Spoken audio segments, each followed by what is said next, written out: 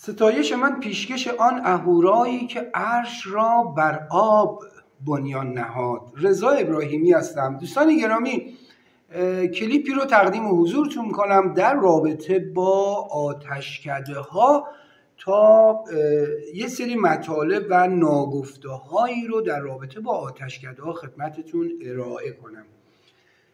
معمولا در آتشکده ها دوستان گرامی، ما در باستان فرهنگ به این نحو بوده که ما اونجا فرهنگ بخشش رو نداشتیم. هدایای ایزدان رو نمی اومدن افراد حکومتی هدایای ایزدان رو در آتشکده ها بگذارن.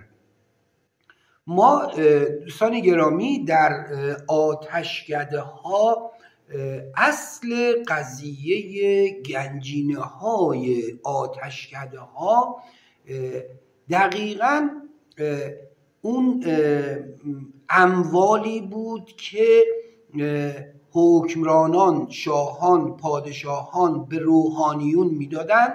یک اموالی رو به روحانیون میدادن تا اون اموال، حالا اون اموال میتونه مسموکات فلزی باشه یا سنگ‌های قیمتی، که روحانیون دوستان گرامی یک پشتوانه قوی مالی داشته باشن.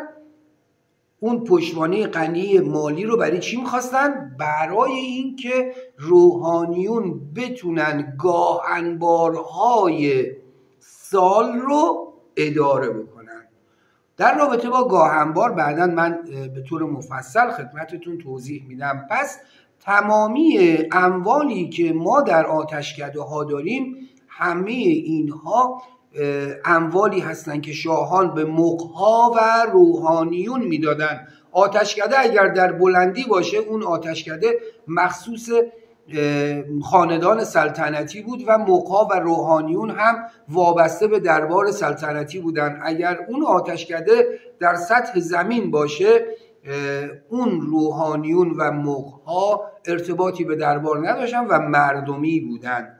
در هر حال این گنجینه هایی که در آتشکده ها هست، این مسموکات فلزی ارزشمندی که در آتشکده ها بوده هست یا حالا تخلیه شده، من با اونها کار ندارم، اما اصل قضیه به نوعی پشتیبانی مالی برای دین بوده تا روحانیون با این اموال دوستان عزیز بتونن گاهنبارهای سال رو انجام بدن و حتی با همین پشتوانه مالی روحانیون میومدن کتیبه میزدن، میومدن با همینها عزل و نصب ها رو هم در جامعه. خود روحانیون انقدر قدرت داشتن، مغها انقدر قدرت داشتن، با توجه به همون مواردی که عرض کردم شاهان میدادن و اینها در آتشکده ها میگذاشتن و